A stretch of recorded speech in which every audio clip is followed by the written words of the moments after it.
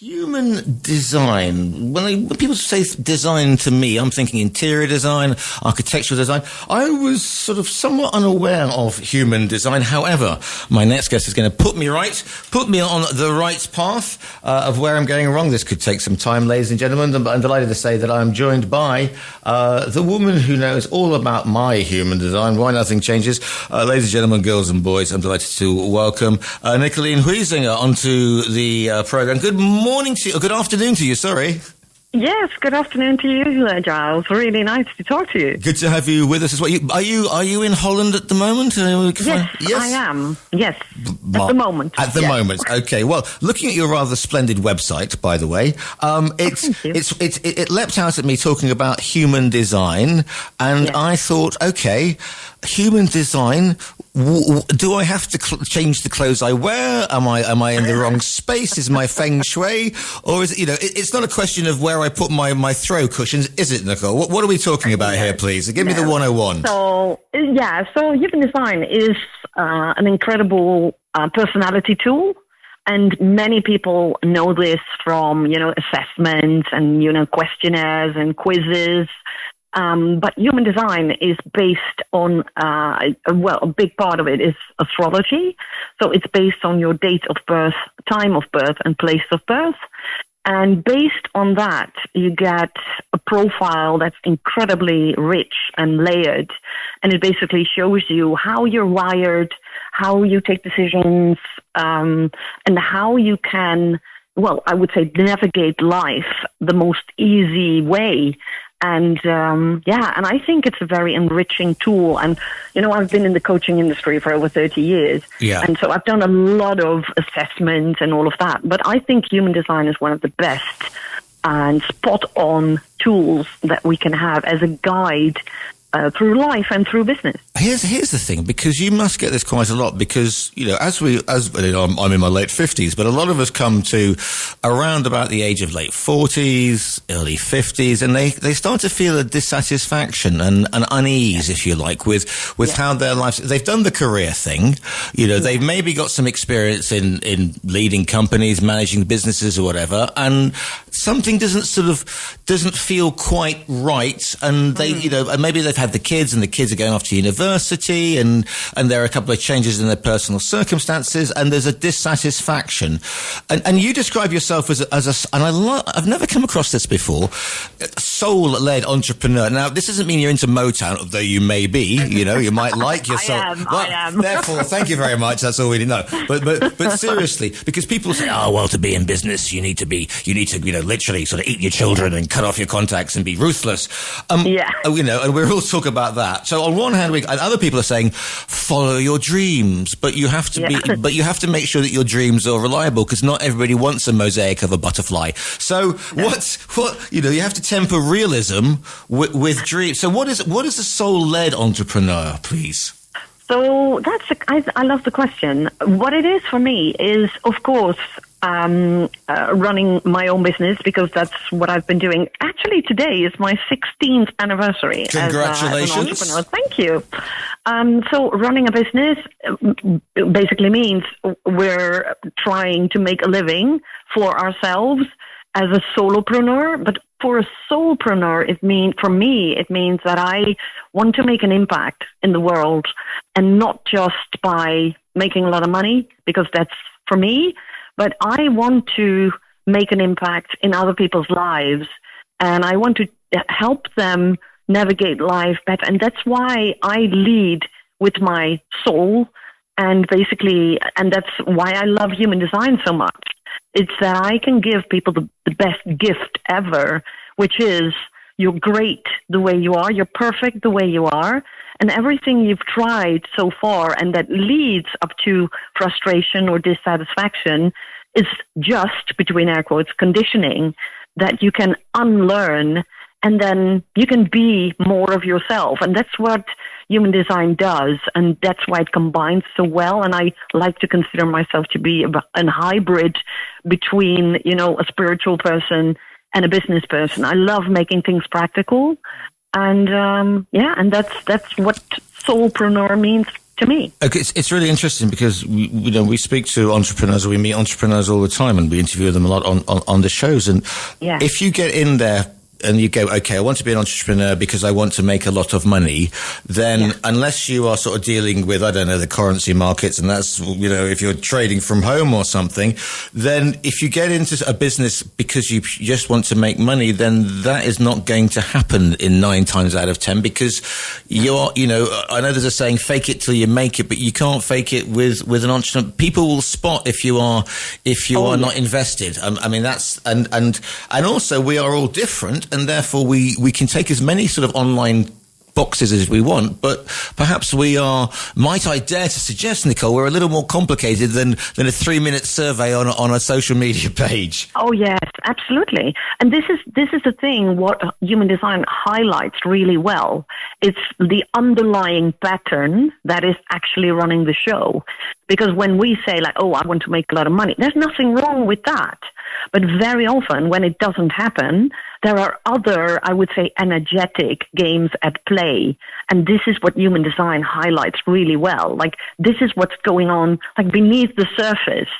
And when you know that about yourself, you can work with it, you can start accepting it and actually fully embracing it.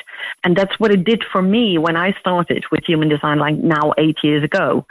That's the change it made, that it really highlighted those things that were under the surface until that moment I didn't know about. And then it came to the surface and it was like, oh, wait a minute. Because when we think we focus on making money, we're actually not focusing on making money. We're trying to resolve a thought that we actually have, like, oh, I'm a poor person. And when you think that, you will never make a lot of money, because that is actually running the show. And that's where I would say human design comes in, among other topics, that it shows you, like, this is who you really, truly are.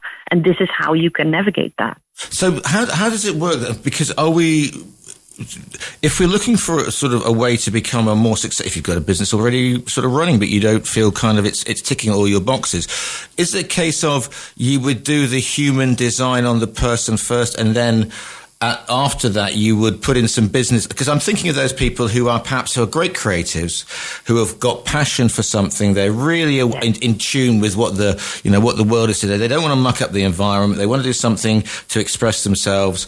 But perhaps their business sense isn't 100% because, hey, there's always been an accounts department. Or is it do you do the human design to find out who the person is, and then go, oh, and by the way, you're going to have to know how to work out a spreadsheet? I mean, how do we, if I was to come to you, how would it work? Well, mainly my clients are mainly solopreneurs, so they are the business, and that's where it starts. It starts with the individual. So knowing their human design and really understanding how they are wired as a person, because that's what they bring to the business. And for instance, what I see a lot, many entrepreneurs are following a blueprint of, oh, I need to do this, and that to become successful. But very often, and I would say 90%, people are following a blueprint that wasn't made for them. So they try hard and they work hard, and then they find out, oh, it's not working. I'm failing. And at some point, many people think like, oh, there must be something wrong with me. And this is what human design really helps you with. Like, it shows you there is nothing wrong with you, but you have your own unique blueprint to use in your business. So when I work with people, it's always the person first, the individual first, and then we apply it to the business. Because if you think about it, that into my very small brain, but that kind of makes sense, because the people who we think of as entrepreneurs, the people we hold up and they appear on the TV, they haven't followed they followed a blueprint. They've got the basics, but then they have done something a little bit different that suits them, and that's why they seem so at ease. It seems to flow to them. So, if there is somebody who's making millions out of the aforementioned butterfly mosaics or whatever, and I want to become a bodhisattva, I can try as hard as I like to follow that. But actually, if I want to make mosaics of ladybirds or something like that, then I've got to branch out my own interior. So I can take these ground rules and then, because we are all different. There is no, as I always say, there is no one size fits all. It's a bit like sort of buying an off the peg dress, not that I buy many, or having something made for you by a dressmaker. Exactly. And this is the thing. We are all born with a unique blueprint, and we spend most of our lives trying to fit into a box that isn't ours. We try to fit into a mold, into a system, into a pattern that other people tell us, like, oh, this is what you should do when you run a business, or this is what you should do in order to become successful. Whereas we have our own unique blueprint, but we always look for it outside of ourselves. And that's where the dissatisfaction and the frustration or the anger comes in, and even the self-doubt, like, am I even cut out to be an entrepreneur? And when you really know and understand your human design, there are always two words that always come forward. The first one is relief, because many people already know this about themselves, but they doubt it and they don't trust it.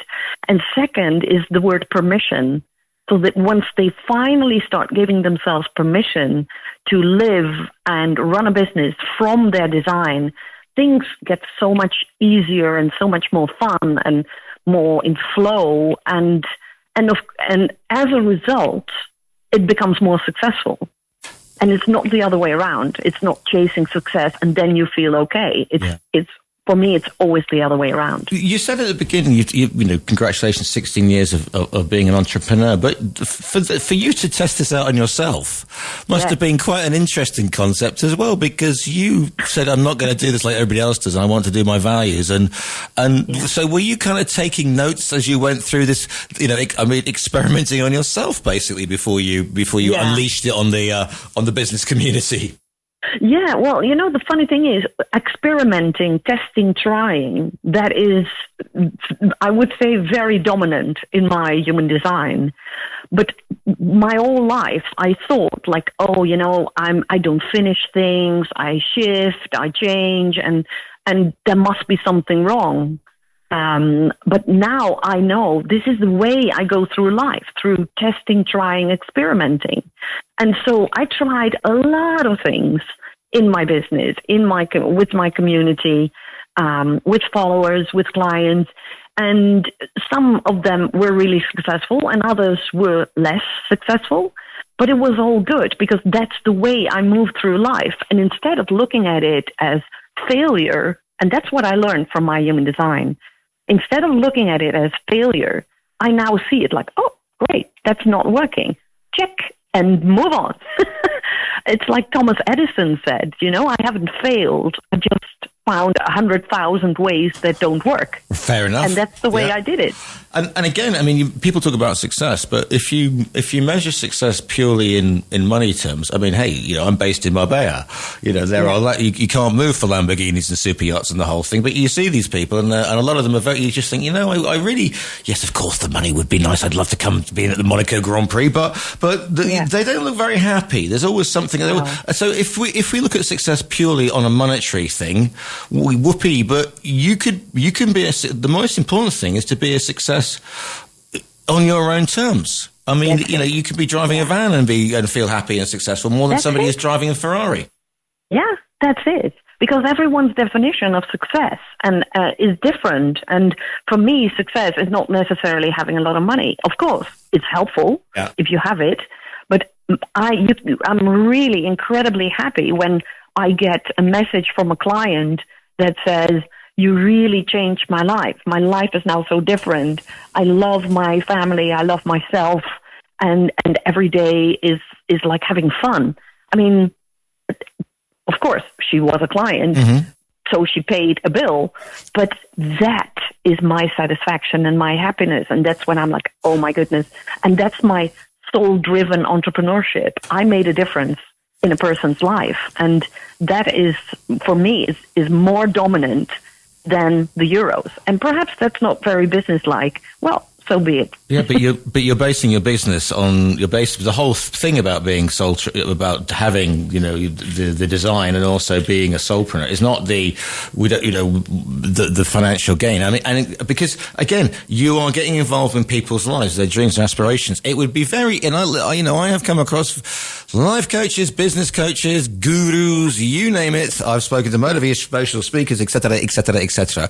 And it's a numbers game, and they come in and they fly in and about dazzling teeth and whatever else, and here's my book and here's the thing and here's the steps method, and everybody gets caught up in the excitement of the crowd because they're speaking and it's great fun, and you buy the book for like $9.99 and that's and then there's a blueprint and that's kind of it, and they're never going to get back to you because they've now flown off to Dubai or Australia or something. Of course you're getting involved. I mean, you really are getting involved with these people, and you're building up relationships. You just have to look at your, the testimonials that you've got. I mean, it's a very, it's a very, very soft approach. But you don't just go there, say, okay, well, here's my bill, see ya. I mean, it seems to be that people are coming back to you as well for new businesses. Explain. I mean, how do you lead people by the hands on this one? So that's a great question. So, and to come back to your remark about the numbers game, for me, it's never a numbers game. It's always a people's game. It's always about the person. It's about the individual. And what I do is I look at their human design and I take them through it like step by step. And if you look at human design, there are a few guidelines that are really helpful. And I don't know if I had your date of birth correct, but we share the same, more or less the same design on a number of elements, I would say. All right. Mine's the 19th of January, but there you go. So... Yeah, so that's really interesting to have a look at, because when you look at, for instance, the energy type in human design is I would say the top layer of, okay, who are you? And when you are a generator, and I believe you and I are generators, according to design. Right. When you are a generator, you need to respond. But what we learn from business is that you need to initiate. You know the Nike slogan, just do it. Yeah. We, as entrepreneurs, we get fed this slogan all the time. Just do it, just do it.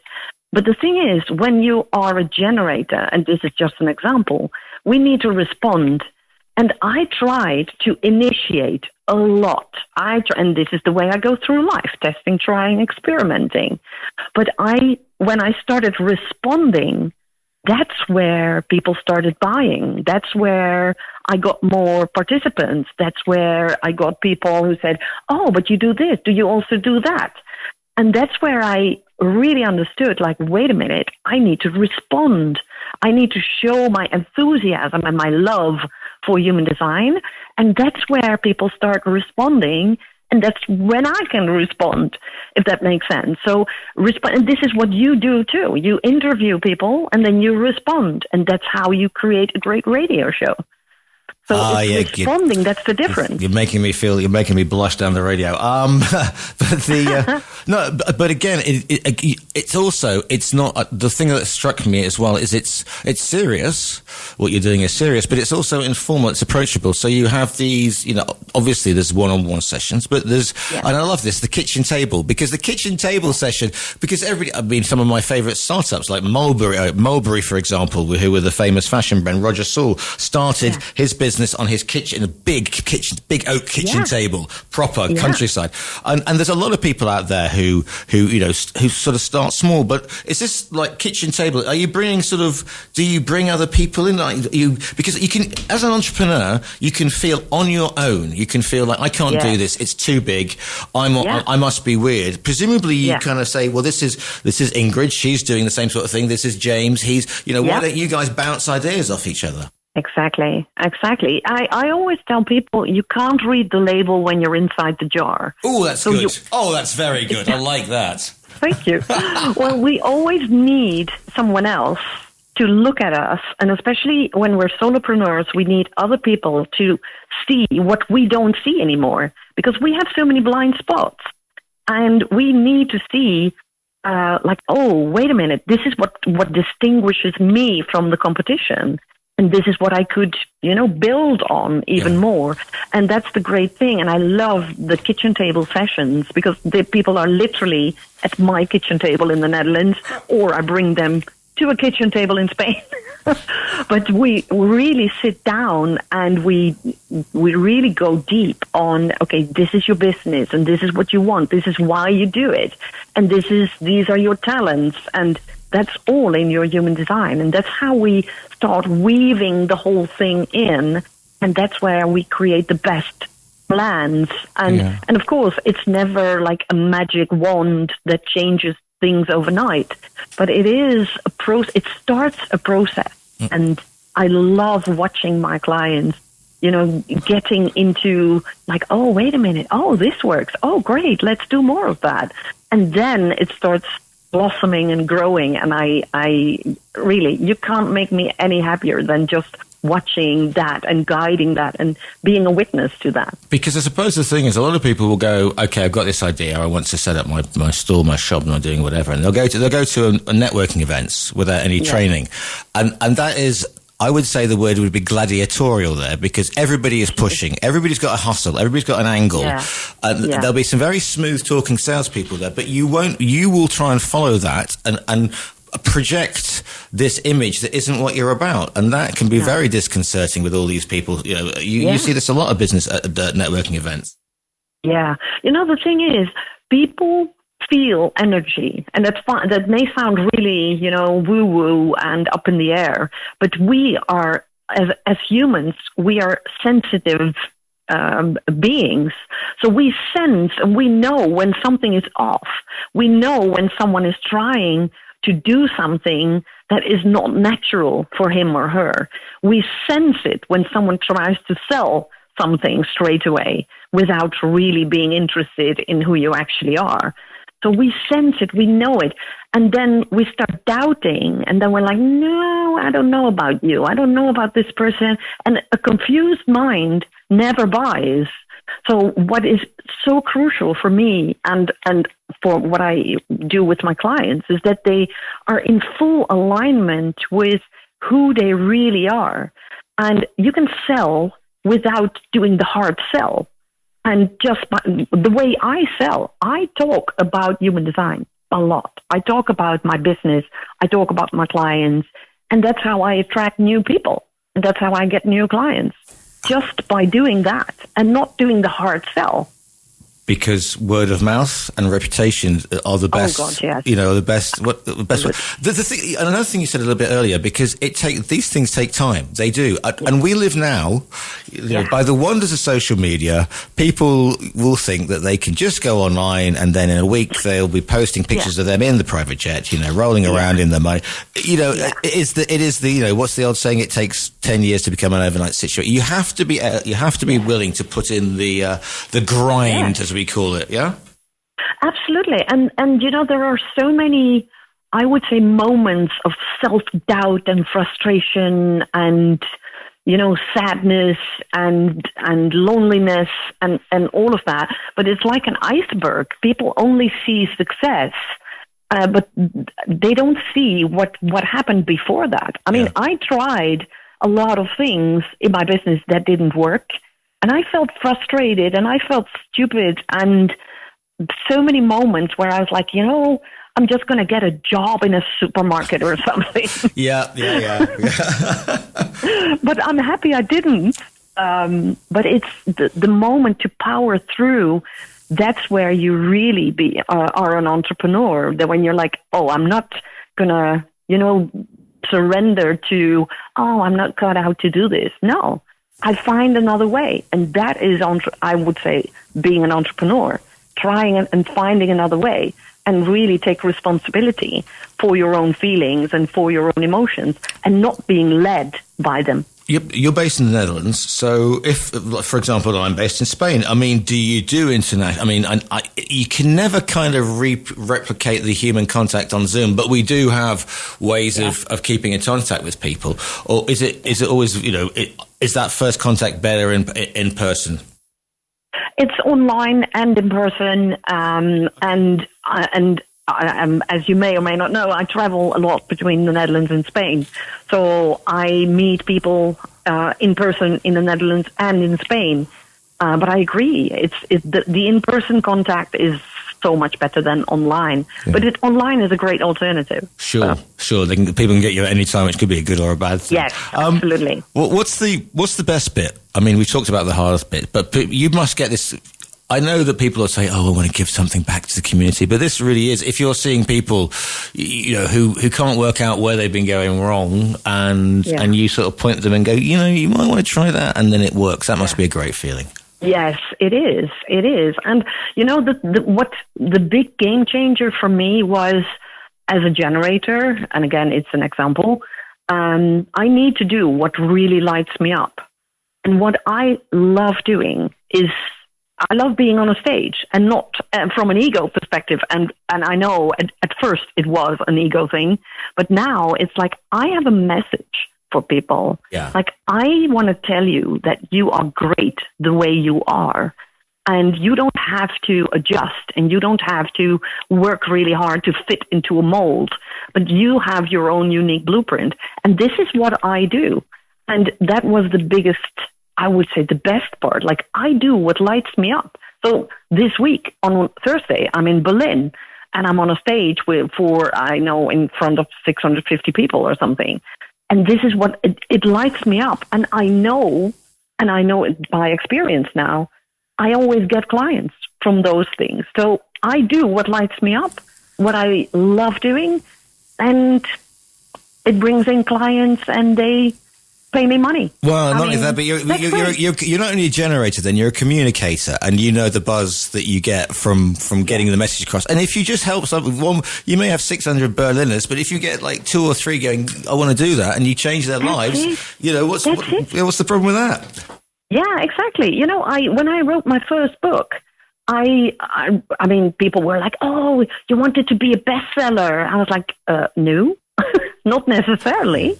If I can change one person's life with this book, I can make a little impact in that person's life.